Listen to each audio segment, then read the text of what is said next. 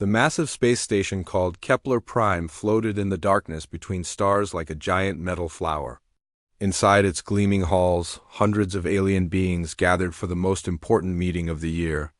The Grand Assembly of the Galactic Federation brought together every known intelligent species to share their cultures and knowledge with each other. Ambassador Jake Morrison stood in the human section, adjusting his formal blue uniform one last time.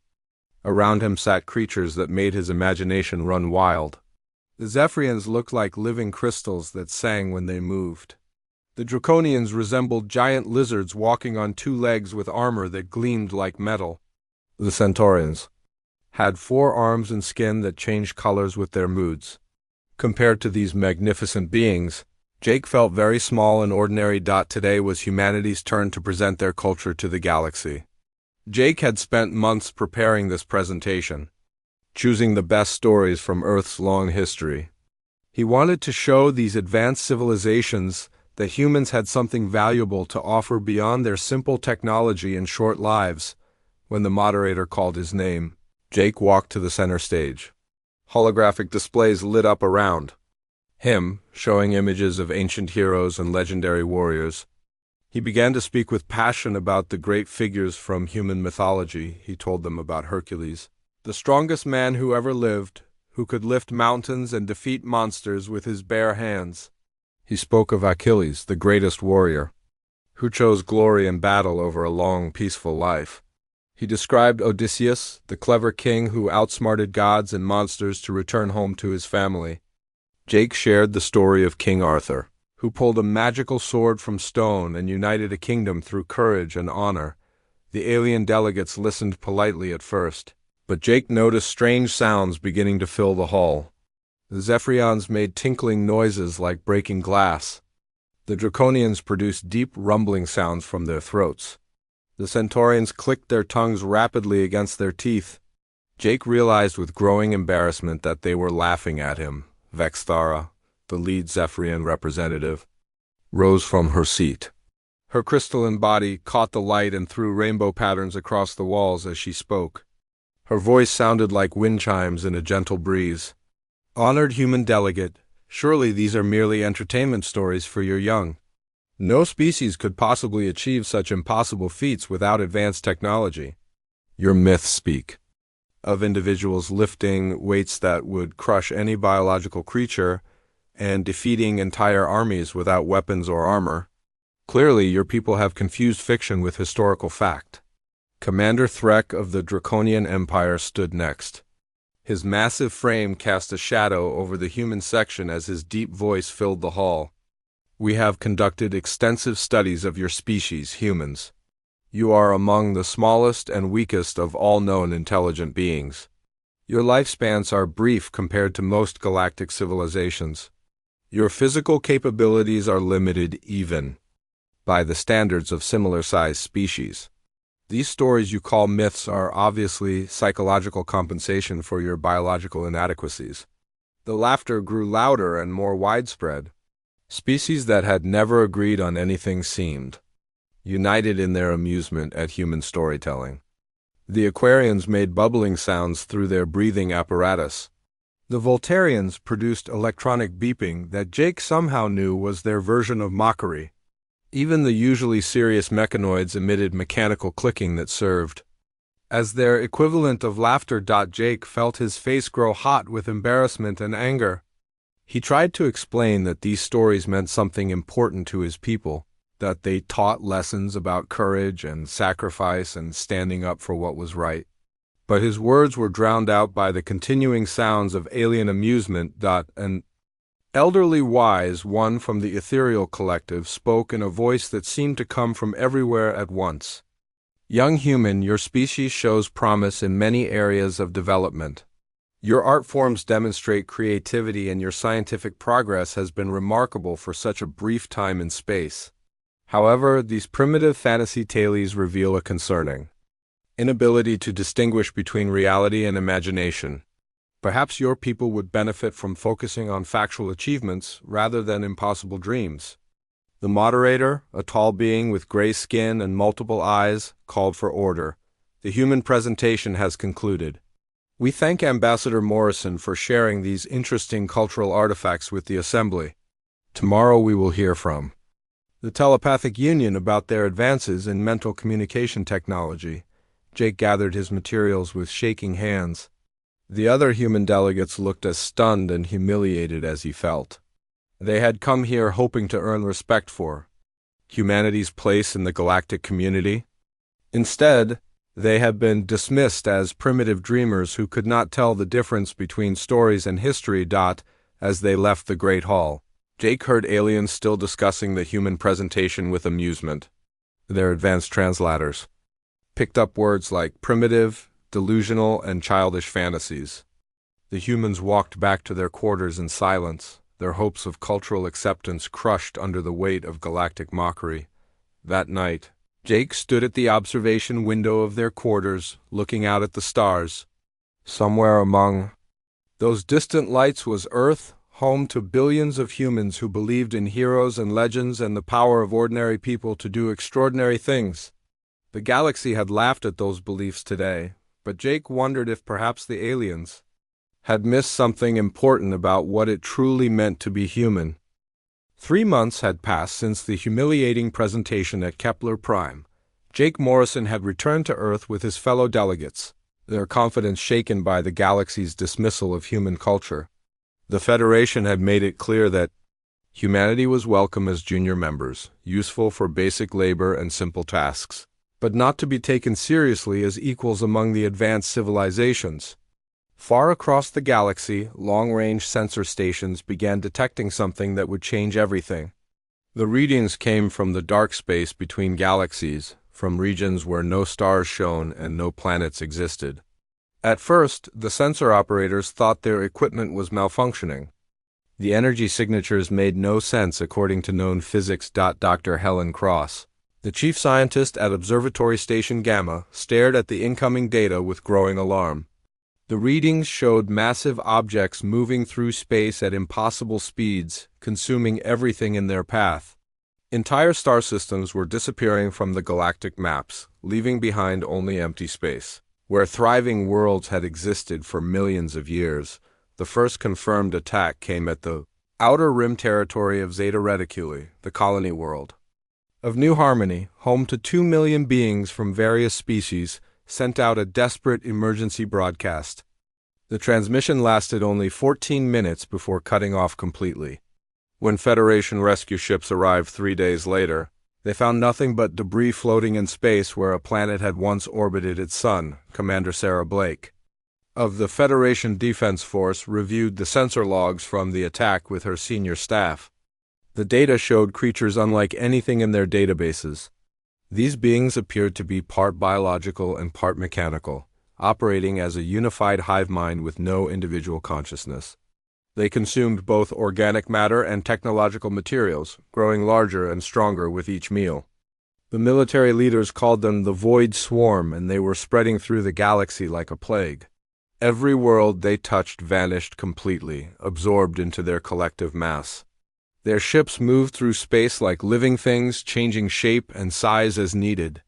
Traditional weapons seemed to have no effect on them whatsoever. Captain Lisa Carter commanded the exploration vessel USS Ranger, a small but fast ship designed for deep space surveys and first contact missions. She and her crew of 35 had been mapping uncharted systems near the frontier when the emergency alerts began flooding Federation communication channels. Every available military vessel was being recalled to defend the core worlds. Leaving the outer colonies vulnerable and alone, Lisa read the reports with growing dread. The Void Swarm was moving through the galaxy in a coordinated pattern, systematically destroying everything in their path. The Federation's most advanced warships had engaged them in several battles, only to be torn apart like paper toys. The enemy seemed to learn from each encounter, adapting their tactics and becoming more dangerous with every victory. The USS Ranger was conducting routine scans of an uninhabited system when the priority transmission came through. The signal was weak and filled with static, but the origin point was clear. New Geneva, a human colony world with a population of 50,000 people, was under attack. Governor Pete Williams appeared on the main screen, his face streaked with dirt and his uniform torn. Behind him, Lisa could see smoke rising from burning buildings and the flash of weapons fire lighting up the sky. The man's voice was steady despite the chaos around him, speaking with the calm authority of someone who had accepted his fate. Any Federation ship receiving this message, we need immediate assistance. The Void Swarm has reached our system and destroyed our orbital defense platforms. Our ground forces are fighting to buy time for civilian evacuation, but we estimate 6 hours before enemy forces reach the underground shelters. Request immediate military support. The transmission flickered and broke up as an explosion shook the camera. Pete Williams looked directly into the screen, his eyes filled with determination despite the hopeless situation. If anyone can hear, this, New Geneva is home to 50,000 people, including 8,000 children. We will not surrender. We will fight to the last person to protect the innocent. This is Governor Williams signing off. The screen went dark, leaving Lisa and her crew staring at empty space. Her first officer, Danny Torres, quickly calculated the distance to New Geneva and the time required to reach the system. His face was grim as he reported the results. Captain, even at maximum warp, it would take the nearest Federation battle group 4 days to reach New Geneva. The colony will be gone long before any help arrives. Lisa felt the weight of 50,000 lives pressing down on her shoulders. Her ship was designed for exploration and research, not combat. The USS Ranger carried basic defensive weapons and shields, nothing that could stand against the force that had destroyed entire fleets. Taking her small crew into battle against the Void Swarm would be suicide. But as she looked around the bridge at her officers, Lisa saw something in their eyes that reminded her of the old stories her grandmother used to tell. Tales of heroes who stood up against impossible odds, not because they could win, but because it was the right thing to do. The galaxy might laugh at human myths, but those stories had shaped every person on her ship. Set course for New Geneva, maximum warp, Lisa ordered. Danny Torres turned in his chair, his expression shocked. Captain, with respect, we cannot possibly succeed against the force that destroyed the colony's defenses. Our orders are to return to the core worlds for reassignment. Lisa stood up from her command chair, her jaw set with determination. 50,000 people are about to die, Danny. Maybe we cannot save them all, but we can try. Sometimes that's all heroes can do. The crew exchanged glances, understanding passing between them without words. They all knew the stories of Achilles choosing glory over safety, of Hercules shouldering impossible burdens, of ordinary people becoming legends when others needed them most. Those myths that the galaxy had mocked were about to be tested in the cold reality of space. All hands, prepare for combat operations, Lisa announced over the ship's communication system. We are going to attempt something that military doctrine would call impossible. But sometimes impossible is just another word for something that has never been tried by people who refuse to give up. The USS Ranger changed course toward New Geneva, a tiny ship carrying 35 humans against an enemy that had consumed entire worlds. The USS Ranger dropped out of warp at the edge of the New Geneva system to witness a scene from humanity's darkest nightmares. Massive creatures moved through space like living asteroids, each one the size of a city block. Their surfaces writhed, with organic and mechanical components that pulsed with sickly green light. They had already consumed 3 of the system's 7 planets, leaving behind only scattered debris where worlds had existed for billions of years. Doc and Lisa Carter stood on the bridge watching the tactical display with grim determination. The sensors showed impossible numbers. Over 10,000 individual swarm creatures filled the space around New Geneva, with more arriving every minute through tears in reality itself. Her ship's computer kept recalculating the odds of survival, finally displaying an error message when the probability dropped below what its programming could process. Captain, I'm receiving a transmission from the planetary surface, reported Communications Officer Beth Palmer, her voice tight with controlled fear. Governor Pete Williams appeared on the main screen again, but this time he was calling from an underground command bunker. Emergency lighting cast harsh shadows on his face, and the sound of distant explosions echoed through the communication system. Behind him, Lisa could see civilian volunteers working frantically at makeshift computer terminals, coordinating the evacuation of the remaining population centers. Unknown Federation vessel, this is New Geneva Control. We have 47,000 civilians in underground shelters, but the swarm has begun landing ground forces. Our surface defenses are gone, and we estimate 2 hours before they breach the main shelter complex. I don't know who you are, but please get these people out of here. Lisa looked around her bridge at the faces of her crew. Her first officer, Danny Torres, was running tactical scenarios on his console, each one ending in the destruction of their ship within minutes of engaging the enemy. Weapons specialist Amy Clark checked and rechecked their limited armament, trying to find some combination of firepower that might make a difference. Engineer Bobby Martinez monitored their ship's systems, knowing that every component would be pushed far beyond safe operating limits in the coming battle. Dr. Karen Lopez, their medical officer, had already prepared the small sickbed for casualties.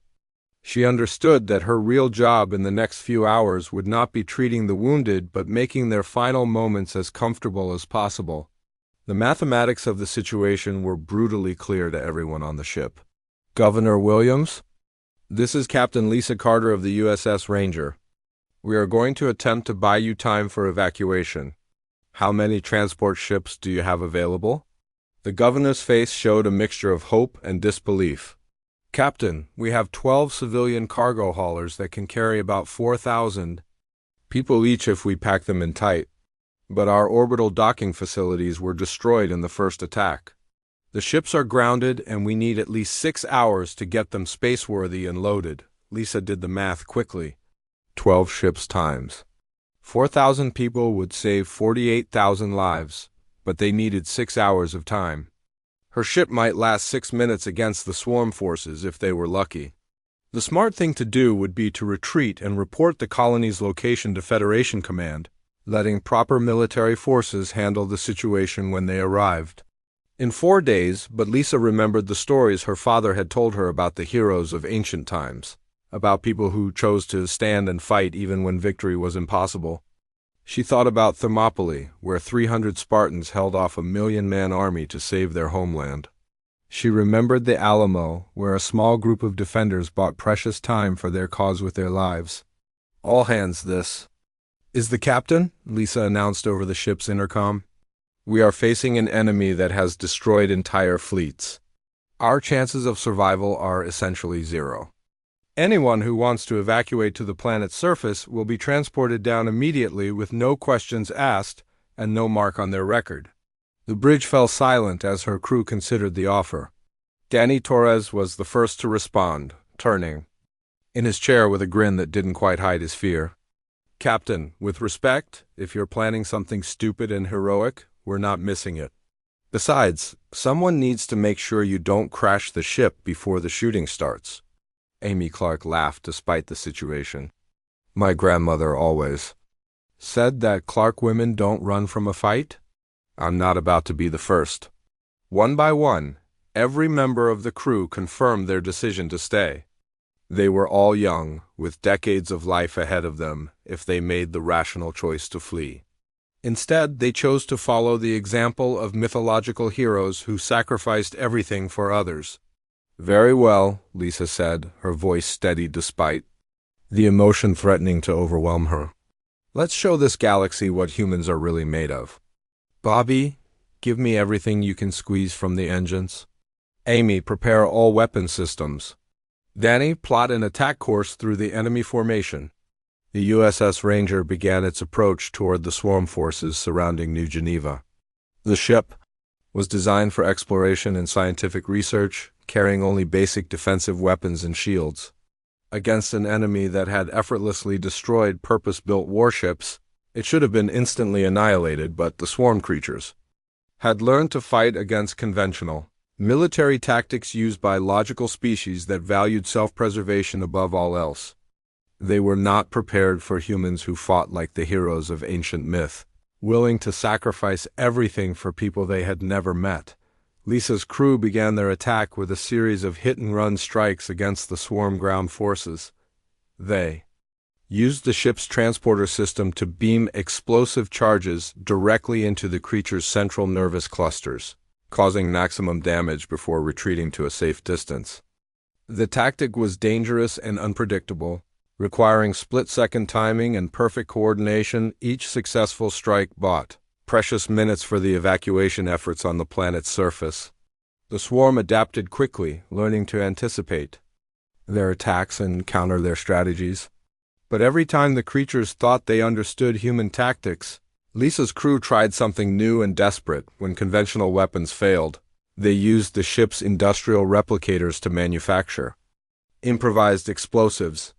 When their shields collapsed under enemy fire, they used the ship's deflector array as a battering ram against smaller swarm creatures. When their targeting systems were damaged, Amy Clark manually aimed weapons using visual contact through the bridge windows. The USS Ranger took devastating damage with each attack run, but the crew refused to stop fighting. They patched hull breaches with spare metal plating and rerouted power through backup systems that were never designed to handle such loads. They fought like the heroes of human legend, standing against impossible odds because someone had to make a stand. As their ship began to fall apart around them, Lisa realized that they had achieved something remarkable. 6 hours had passed since the battle began, and the evacuation ships were finally lifting off from New Geneva's surface, carrying 47,000 people to safety among the stars. The evacuation ships from New Geneva rose through the planet's atmosphere like a fleet of metal angels, carrying 47,000 souls to safety. Captain Lisa Carter watched them climb toward the stars from the damaged bridge of the USS Ranger, feeling a moment of pure satisfaction despite the desperate situation. Her crew had done the impossible, holding off the swarm long enough for the civilians to escape, but their victory came at a terrible price. The Ranger's hull was breached in dozens of places, held together by emergency force fields and the desperate efforts of engineer Bobby Martinez. Their weapon systems were operating at barely 20% efficiency, and the ship's main computer kept displaying critical failure warnings that scrolled faster than anyone could read them. "Captain, sensors are detecting a massive energy build-up from the swarm mothership," reported Danny Torres from his damaged console. The main screen flickered and showed a creature so large it defied comprehension. The mothership was easily the size of Earth's moon, its surface covered with organic weapons that pulsed with malevolent energy on New Geneva's surface.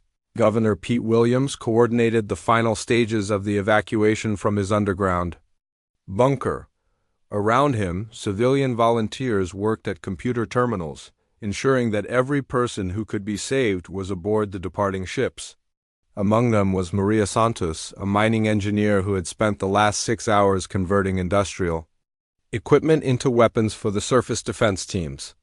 "Governor, the last transport is loaded and ready for departure," reported Jack Mitchell, a retired Federation soldier who had organized the civilian militia. His weathered face showed the strain of commanding untrained volunteers against an enemy that consumed entire worlds. "But we've got a problem. The swarm mothership is moving to intercept our evacuation fleet." Pete Williams felt his heart sink as he realized the truth. The evacuation ships were slow cargo haulers, designed for moving supplies between peaceful worlds. They had no weapons and minimal shielding, making them helpless against even the smallest swarm attack craft. The mothership could destroy the entire fleet within minutes. "Sir, Captain Carter is requesting communication," said the radio operator. Lisa appeared on the bunker's main screen, her face streaked with soot and blood from a head wound. Behind her, the bridge of the USS Ranger looked like a war zone, with sparks flying from damaged consoles and emergency lights casting everything in an ominous red glow. But her voice was steady and determined when she spoke. "Governor Williams, we can see the swarm mothership moving toward your evacuation fleet.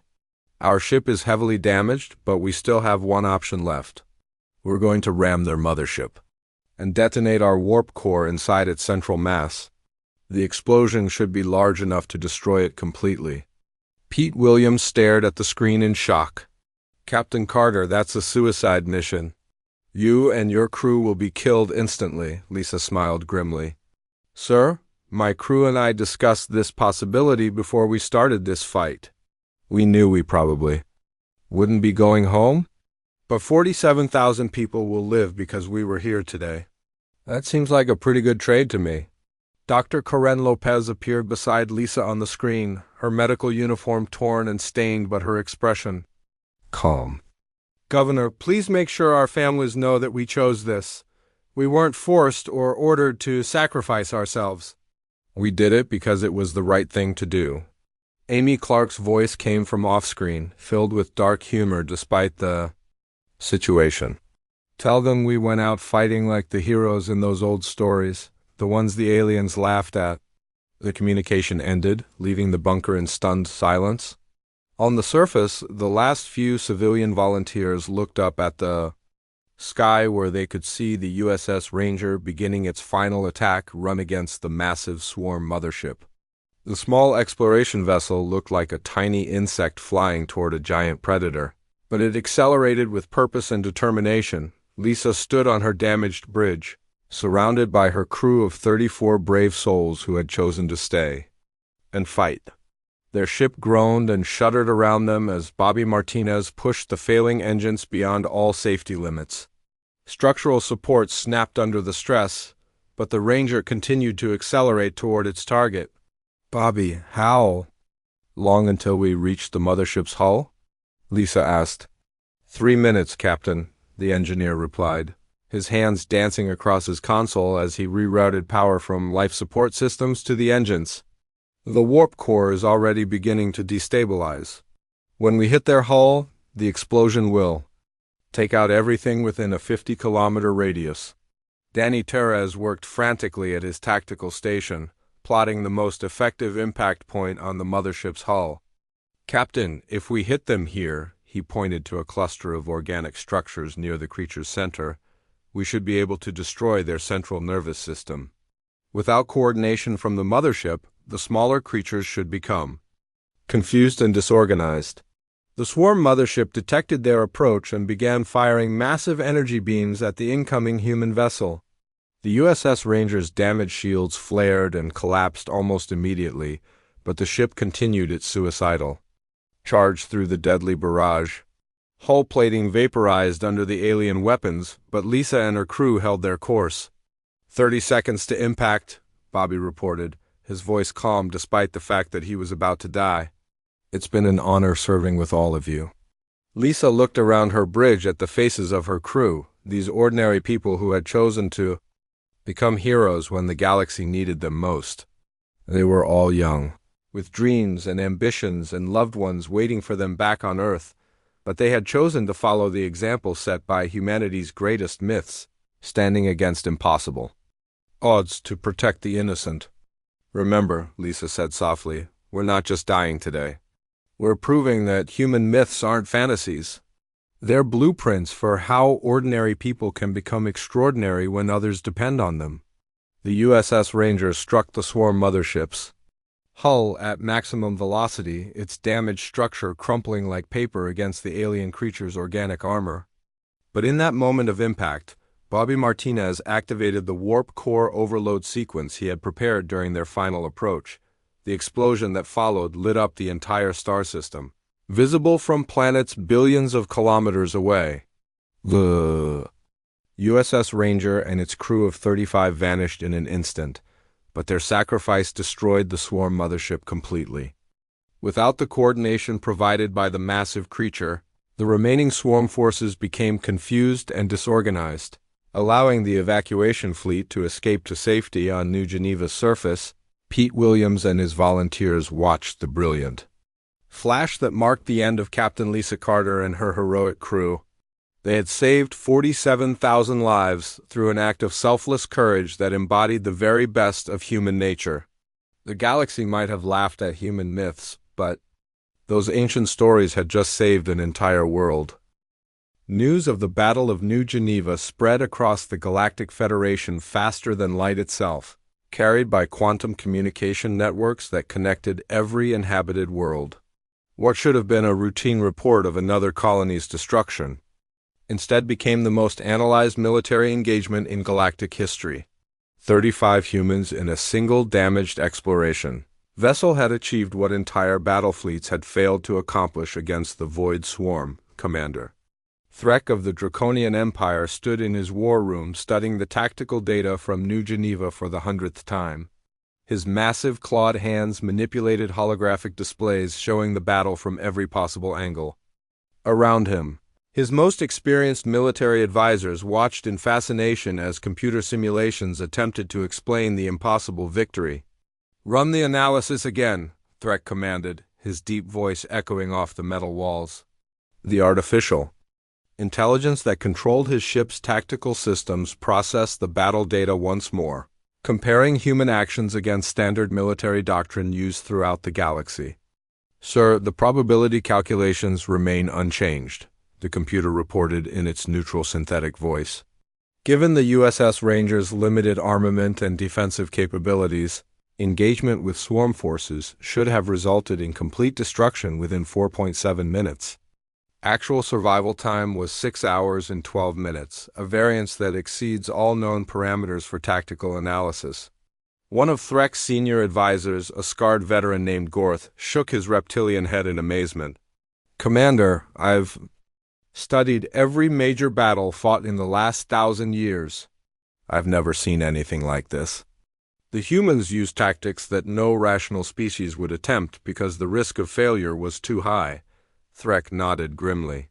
His people were warriors by nature, bred for combat and trained from birth in military strategy.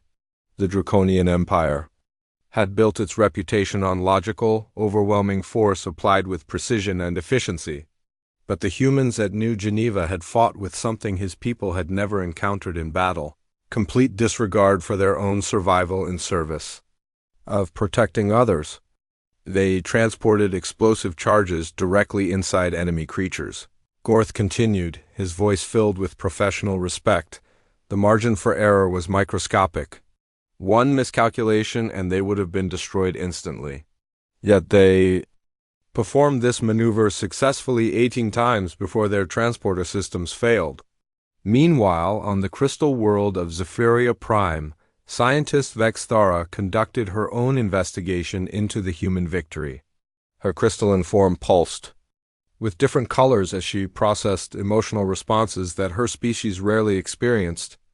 The mathematical impossibility of the Battle of New Geneva challenged everything she thought she knew about biological limitations and tactical probability. "Computer, display human psychological profiles," she commanded, her voice creating harmonic resonances throughout her laboratory. Data streams appeared around her showing detailed studies of human behavior patterns, emotional responses, and cultural influences. The information painted a picture that Vexthara found deeply troubling to her scientific worldview. Humans consistently displayed behavioral patterns that prioritized group survival over individual preservation. They formed emotional attachments that transcended logical self-interest. Most significantly, they appeared to be culturally programmed to emulate the heroic figures from their mythology. "Fascinating," she whispered, her body shifting to a deep blue color that indicated intense concentration. "Their myths serve as behavioral templates, creating psychological conditioning that overrides normal survival instincts." This Captain Carter and her crew were following patterns established by thousands of years of storytelling. Vexthara began, cross-referencing human mythological figures with the actions taken during the Battle of New Geneva. The correlations were remarkable. Captain Carter's decision to sacrifice her ship mirrored the actions of legendary human heroes who chose death over retreat. The crew's unanimous decision to stay and fight paralleled stories of warriors who stood together against impossible odds. Across the galaxy, similar investigations were taking place as every major civilization tried to understand how humanity had accomplished the impossible. The Centaurian diplomatic corps analyzed communication records from New Geneva, studying the emotional content of human speech patterns during extreme stress. The Aquarian Science Collective examined the technical modifications made to the USS Ranger systems, marveling at the creative solutions implemented under combat conditions. Most significantly, reports began flooding in from species across the galaxy. who had their own encounters with human behavior that suddenly made sense in Light of New Geneva. A Bolivian trade captain remembered watching human colonists share their last food supplies with alien refugees during a famine, continuing to give aid even as their own families went hungry. A Voltairean explorer recalled human rescue teams who searched for survivors in a collapsed mine for 6 days straight, refusing to abandon the effort even when their own safety protocols demanded withdrawal. The pattern became impossible to ignore. When faced with moral choices that pitted personal survival against the welfare of others, humans consistently chose to help even at great cost to themselves. The galaxy had dismissed human myths as primitive fantasies, but these stories had apparently programmed an entire species to behave heroically under extreme circumstances. Admiral Chun, Wei of the Federation Defense Force, stood before the High Council on Kepler Prime, delivering his preliminary report on the Battle of New Geneva.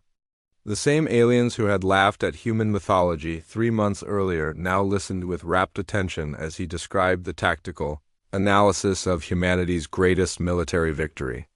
The USS Ranger was outgunned by a factor of 10,000 to 1, Admiral Chun reported, his voice steady despite the magnitude of what he was describing. Captain Carter and her crew held their position for over 6 hours against an enemy force that had previously destroyed entire battle fleets within minutes. Their sacrifice saved 47,000 civilian lives and dealt the Void Swarm its first major defeat. The assembled delegates sat in stunned silence as the implications sank in. The same humans they had mocked for believing in impossible heroes had just produced real heroes who accomplished impossible things. The myths they had dismissed as primitive storytelling had somehow created a species capable of extraordinary acts of courage and self-sacrifice. Commander Threck rose from his seat, his massive form commanding attention throughout the assembly. Hall, Admiral Lushun, the Draconian Empire formally requests detailed tactical analysis of human combat methods. We need to understand how your people fight like this. Vexthara's crystalline body chimed softly as she spoke. The Zephyrian Republic offers our full scientific resources to support further study of human cultural programming. We realize now that courage may be a technology we cannot replicate through conventional means. The session concluded with an unprecedented unanimous vote establishing the Morrison Resolution, named for the human ambassador who had endured their mockery months earlier. Human mythology would now be required study at every Federation military academy, not as entertainment but as advanced psychological conditioning techniques. The galaxy had learned that sometimes the most primitive-seeming cultures possessed the most sophisticated understanding of what it meant to be truly civilized. 6 months after the heroic sacrifice at New Geneva, the Galactic Federation faced its darkest hour. The Void Swarm had recovered from the loss of their mothership and launched a coordinated assault on the core worlds with unprecedented fury. Despite deploying their most advanced weapons and battle-tested strategies learned from 1,000 years of warfare, the Federation fleet suffered devastating losses in every engagement. The situation grew more desperate each day as reports arrived from the front lines. The Draconian Empire's legendary 7th Fleet, considered invincible by military experts across the galaxy, had been completely destroyed while defending the industrial world of Forge Prime. The Zephyrian Republic's crystal ships, with their advanced energy shields and harmonic weapons, lasted only minutes against the adapted swarm forces. Even the combined might of the Centauran Defense Corps and the Aquarian battle groups proved insufficient to halt the enemy advance. In the emergency session chamber on Kepler Prime, panic filled the voices of delegates who had never known defeat. Species that had dominated their regions of space for millennia now faced complete extinction at the hands of an enemy that consumed entire worlds. Their advanced technology and superior numbers meant nothing against creatures that learned from every battle and grew stronger with each victory. The High Council had exhausted every military option in their databases. Their greatest generals and most brilliant strategists had developed elaborate battle plans, only to watch them fail catastrophically when implemented against the swarm, traditional warfare, based on logical tactics and overwhelming firepower, seemed utterly useless against an enemy that defied all conventional understanding. In desperation, the Council recalled Ambassador Jake Morrison from Earth to address the Assembly, the same human whose presentation had been met with mocking laughter, now walked into a chamber filled with beings who hung on his every word. The delegates who had dismissed human myths as primitive fantasies now hoped that humanity might possess some secret knowledge that could save them all from annihilation. Jake stood at the center of the Great Hall, looking up at hundreds of alien faces that showed fear and desperation instead of the arrogant amusement he remembered from his last visit. The weight of galactic civilization rested on his shoulders as he prepared to explain what the advanced species had failed to understand about human nature. "Honored delegates," Jake began, his voice carrying clearly through the silent chamber. "6 months ago you laughed at our myths and legends, dismissing them as the primitive fantasies of a backward species. You saw our stories of heroes and warriors as compensation for our biological weaknesses, evidence of our inability to distinguish between reality and imagination." The delegates shifted uncomfortably in their seats, remembering their dismissive reactions to his previous presentation. Commander Threk's massive form seemed smaller somehow, while Vexthara's crystalline body pulsed with colors that indicated embarrassment and regret. "But you misunderstood the true purpose of human mythology," Jake continued, his words gaining strength and passion. "Our stories aren't just entertainment for children or escapist fantasy for adults. They are instruction manuals for the human spirit, teaching each generation how to behave when faced with impossible choices and overwhelming odds."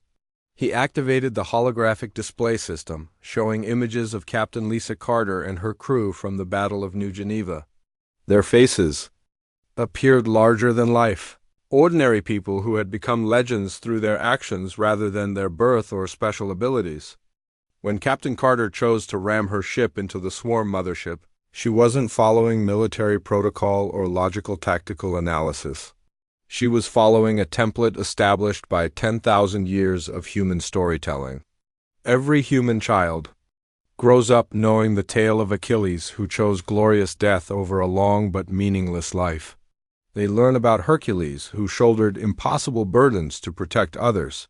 They hear about ordinary people who became heroes when circumstances demanded extraordinary courage. The chamber remained completely silent as Jake explained the deeper truth about human culture. Their myths weren't compensation for weakness, but preparation for strength. Every story of heroic sacrifice, every legend of standing against impossible odds, every tale of choosing others' welfare over personal safety, served as psychological programming that activated under extreme stress. You see, honored delegates, human mythology serves as cultural DNA, passed down through generations, not as entertainment, but as behavioral conditioning. When our people face moments of ultimate crisis, they don't calculate odds or analyze tactical probability. They ask themselves what the heroes of legend would do in their place. Commander Threk rose from his seat, his warrior's pride battling with desperate hope. "Ambassador Morrison, the Draconian Empire has lost 3 entire battle fleets to the swarm forces. Our most experienced generals cannot devise strategies that succeed against this enemy. How can your people's ancient stories help us defeat creatures that consume entire worlds?" Jake looked directly at the massive alien commander, seeing past the scaled armor and fearsome appearance to recognize a fellow being struggling with concepts beyond his understanding. "Commander Threk, your people are magnificent warriors, trained from birth in the art of combat. But you fight to win, which means you retreat when victory becomes impossible. Humans fight for something more important than victory. We fight for each other." The truth of those words resonated through the chamber as delegates began to understand the fundamental difference between human warfare and their own logical approaches to conflict. Species across the galaxy fought to achieve strategic objectives, preserve resources, and maintain territorial control. Humans fought to protect people they cared about, regardless of the personal cost, Vexthara's crystalline form chimed softly as she spoke. Ambassador Morrison, our scientific analysis of the Battle of New Geneva showed that Captain Carter's crew performed actions that had virtually zero probability of success. How did they maintain morale and effectiveness despite facing certain death? Because they weren't fighting for themselves, Jake replied simply. They were fighting for 47,000 people they had never met, including 8,000 children who deserved a chance to grow up and have families of their own. That's what human myths teach us, that some things are more important than our own survival. The session continued for hours as Jake explained how human culture had spent millennia developing psychological tools for producing heroes when they were needed most. The delegates asked detailed questions about specific myths and their behavioral implications, beginning to understand that Earth's greatest export wasn't technology or resources but the radical concept of selfless courage. As the emergency session drew to a close, the High Council voted unanimously to establish the Morrison Doctrine, requiring all Federation military personnel to study human mythology and behavioral patterns. More importantly, they requested human military advisors to help develop new strategies based on courage rather than logic, hope rather than calculation. Commander Threk approached Jake after the session ended, his massive frame somehow conveying humility despite its intimidating appearance. Ambassador Morrison, I have commanded Draconian forces for 30 years and never retreated from any battle. But I have never fought like your Captain Carter fought at New Geneva. Will you teach us how ordinary beings can choose to become heroes? Jake smiled, remembering his grandmother's stories about brave knights and noble warriors who inspired others through their example rather than their strength. Commander, heroism isn't about being born special or having superior abilities. It's about making the choice to stand up and fight when others need you, even when you're afraid, even when you can't win. Our myths don't create heroes. They just show ordinary people that heroism is possible. The galaxy had finally learned what humans had always known, that the most advanced technology of all was the ability to inspire individuals to transcend their limitations through courage, sacrifice, and love for others. The void swarm still threatened every world in known space. But now the Federation had something more powerful than superior weapons or brilliant tactics. They had hope, and heroes willing to make it real.